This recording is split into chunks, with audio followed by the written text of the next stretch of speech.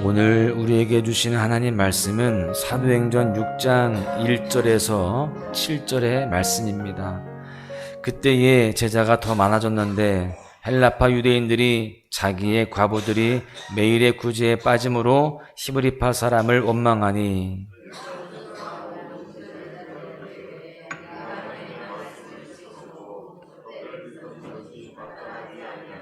형제들아 너희 가운데서 성령과 지혜가 충만하여 칭찬받는 사람 7을 택하라. 우리가 이 일을 그들에게 맡기고 온 무리가 이 말을 기뻐하여 믿음과 성령이 충만한 사람 스데반과 또 빌립과 브로고로와 니가노르와 디몬과 바메나와 유대교에 입교했던 안디옥 사람 니굴라를 택하여 하나님의 말씀이 점점 왕성하여 예루살렘에 있는 제자의 수가 더 심히 많아지고 허다한 제사장의 무리도 이 도에 복종하니라. 아멘. 우리는 사도행전을 읽고 묵상하고 또 공부하면서 초대교회의 시작과 또 확장, 그리고 고난과 핍박, 또 그 가운데에 하나님께서 쓰셨던 인물들에 대해서 배우게 됩니다. 초대교회의 모습, 원리는요, 오늘날 현대의 모든 교회가 배우고 본받아야 할 교회의 원형이라고 할 수 있습니다. 그래서 오늘날 많은 교회들은요, 초대교회로 돌아가자 이렇게 외치고 있고요, 초대교회와 같은 교회가 되어지기를 소망하고 있습니다. 오늘도 본문의 말씀을 통해서 초대교회가 행한 일, 하나님께서 역사하신 일들을 통해서 오늘날 우리가 본받아야 할 중요한 원리를 배우게 되는데요. 그 내용 중에 하나는 교회 안에서의 갈등의 해결 방법과 또 역할 분담의 원리라고 할 수 있습니다. 먼저 우리가 살펴볼 것은 교회 내의 갈등 해결 방안에 대해서 살펴보고자 하는데요. 우리는 이미 사도행전 5장까지의 말씀을 공부하면서 초대교회가 직면했던 내적인 그리고 외적인 문제들에 대해서 살펴보았습니다. 사도들의 복음 전파는요, 유대 종교 지도자들에 의해서 일시 정지가 되기도 합니다. 그래서 이 사도들이 옥에 갇히고 또 채찍에 맞고 또 그래서 그들이 고난을 당하는 이야기들을 함께 나누었었죠. 그런데 주님은요, 그들과 함께 하셔서 그들을 건지시고 또 그들을 지키시는 그러한 일들을 우리가 말씀을 통해서 볼 수 있었습니다. 사도들은요, 이러한 외부적인 그런 핍박 가운데서도 흔들리지 않고 끝까지 예수가 바로 그리스도다라고 증거하는 일에 힘쓰게 되었습니다. 또한 내적으로는요, 아나니아와 삽비라 사건을 통해서 위선과 거짓의 영이 초대교회에 자리 잡지 못하도록 그 부부의 죽음으로 엄히 경고하시기도 하였습니다. 오늘 본문 1절 말씀은요, 이러한 내적인 외적인 어려움 이후 수년간 평온함 가운데 성장하고 있었던 초대교회 안에 또다시 내부적인 이슈가 생기는 것을 보게 됩니다. 1절에 보시면 그때에 제자가 더 많아졌는데 헬라파 유대인들이 자기의 과부들이 매일의 구제에 빠짐으로 히브리파 사람을 원망하니, 여러분, 당시 예루살렘 교회 안에는요, 두 그룹이 있었습니다. 헬라파 유대인들과 히브리파 유대인들이었어요. 헬라파 유대인들은요, 이스라엘이 아수르와 바벨론에 의해서 멸망된 그 이후에 자유적으로 또는 타의적으로 이스라엘을 떠나서 소아시아와 유럽, 북아프리카 지역에 흩어져 살던 소위 디아스포라, 흩어진 유대인들이었습니다. 그런데 그들이 사도행전 2장에 기록된 대로 오순절에 예루살렘의 절기를 지키러 왔다가 베드로의 설교를 듣고 회심하게 된 유대인들이라고 짐작할 수 있습니다. 그들은 오랫동안 이스라엘을 떠나서 이방 지역에 거주했고요, 헬라 문화의 영향을 받았고 헬라어를 사용하던 그러한 유대인들이었습니다.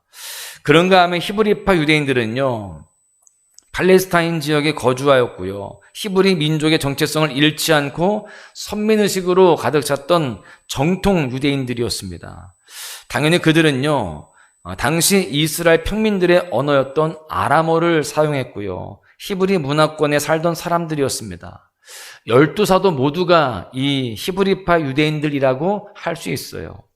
이 두 그룹이 공존하고 있었던 초대교회에 문제가 발생하게 된 것입니다. 그것은 헬라파 유대인들 중에 과부들이 구제에서 제외가 되었다라고 하는 상황입니다. 그래서 헬라파 유대인들이 히브리파 유대인들에 대해서 원망과 불평을 하기 시작했던 것이죠.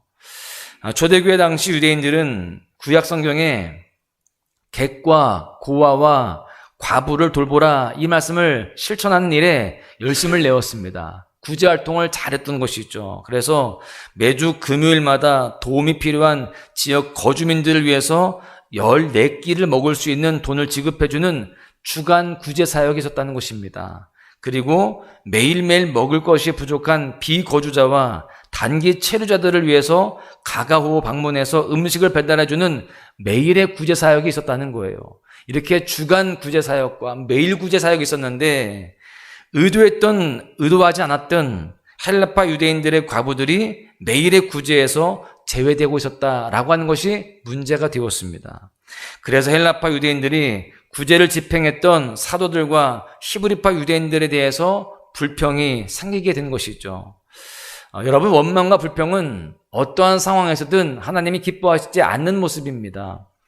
이스라엘 백성들이 출애굽해서 광야 생활을 할 때에 하나님께서 기적적인 방법으로 그들을 애굽 군대로부터 구해내시고 홍해를 가르시고 구름 기둥과 불 기둥으로 인도하셨습니다. 그런데 그들은요, 먹을 것이 없다, 또 물이 없다, 또 뭐가 힘들다, 또 이래서 문제다 이렇게 하면서 지도자 모세를 향해서 또 하나님을 향해서 원망 불평하게 되었죠. 그들은 마땅히 하나님께 감사하면서 하나님께 필요를 구해야 되었지만 원망과 불평을 반복하게 되었습니다.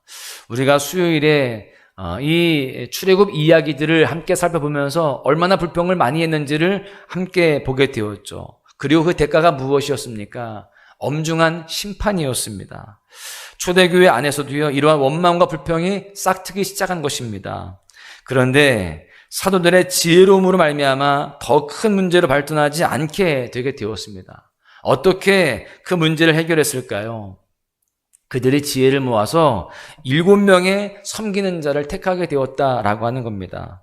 믿음과 성령이 충만한 사람 7을 뽑게 되는데 그 이름을 보면 스데반, 빌립, 브루고로, 니가노르, 디몬, 바메나, 니골라입니다. 여러분, 우리가 눈여겨보아야 할 것은 이 이름들 모두가 헬라식 이름이다라고 하는 겁니다. 즉, 이 이름들로 보아서 그들 모두가 헬라파 유대인임을 짐작할 수 있는 거죠. 히브리파 유대인들이 소위 통 큰 양보를 한 겁니다. 자기들의 직계 히브리파 사람들로 그렇게 사람들을 채운 것이 아니라 다 양보한 거예요. 헬라파 유대인들로 그 섬기는 자를 다 세운 것입니다. 여러분, 이처럼 초대교회 교인들은요, 나보다 남을 낮게 여기는 성숙한 신앙인들이었습니다.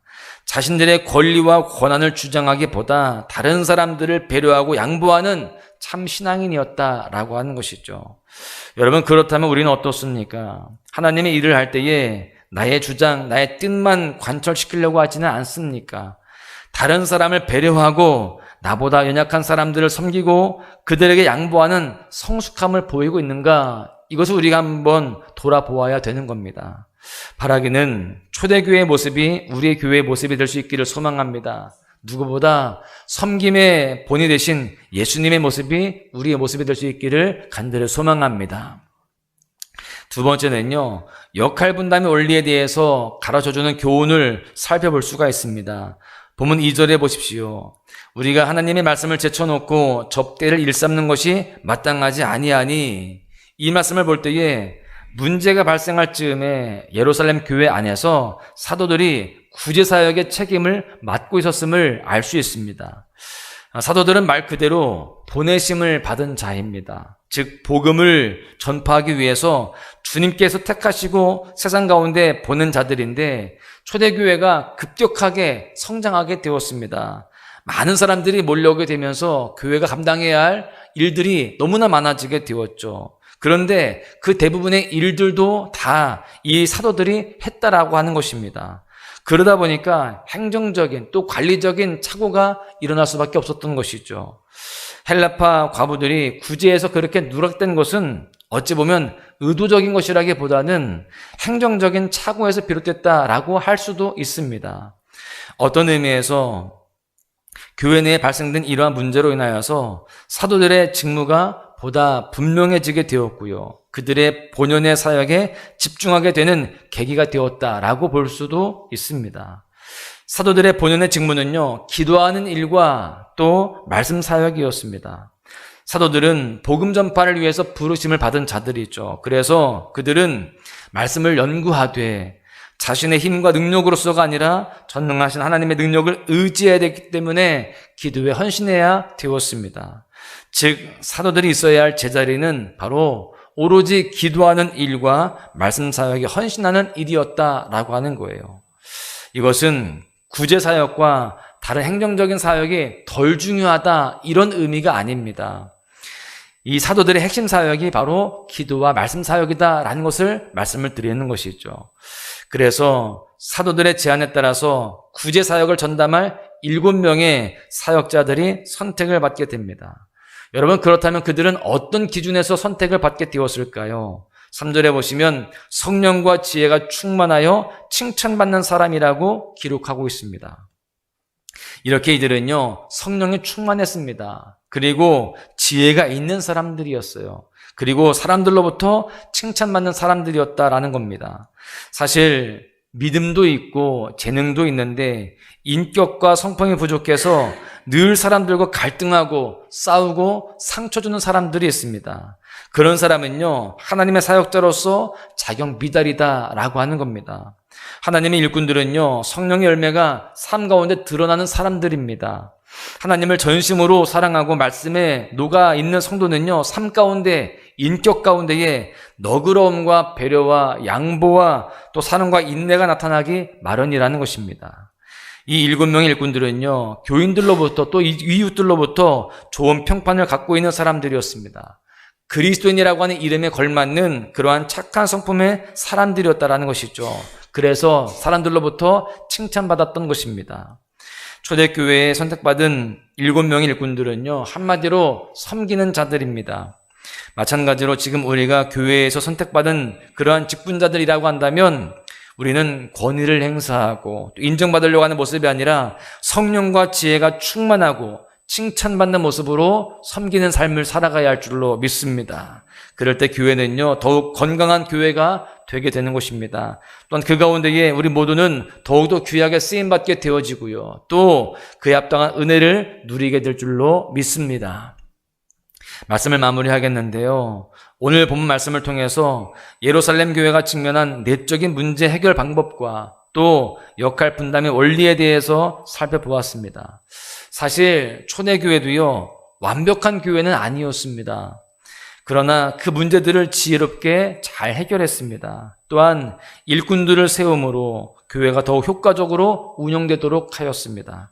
그 가운데에 건강한 교회로 그렇게 이끌어갔던 것이죠.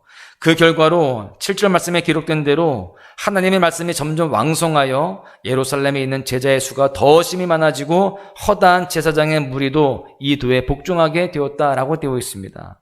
문제가 지혜롭게 해결되어지고 또 사도들과 사역자들이 본연의 사역에 집중하게 되어지자 복음의 능력이 더욱더 폭발적으로 나타나게 되었고 건강한 교회가 되게 되었다라고 하는 겁니다. 사랑하는 소망가족 여러분, 우리 교회도 아름다운 초대교회의 모습을 본받아서 어떤 문제 앞에 서로 지혜를 모으고 겸손히 해결하는 성숙한 모습이 되어야 할 줄로 믿습니다. 또한 우리 모두가 성령과 지혜가 충만하여서 칭찬받는 일꾼들이 되어서 각자의 영역에서 은사를 따라서 잘 섬기는 자로 충성된 그런 삶으로 살아가는 그런 모습들이 되어야 할 줄로 믿습니다.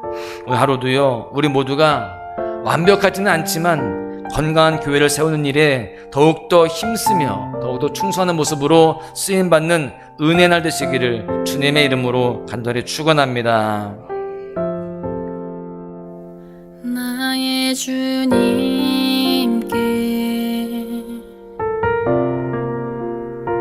찬양 드리며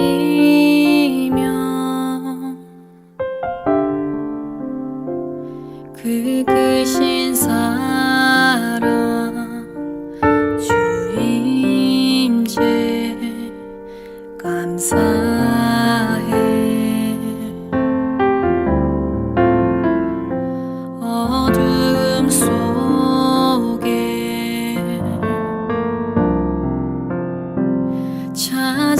찾아오셔서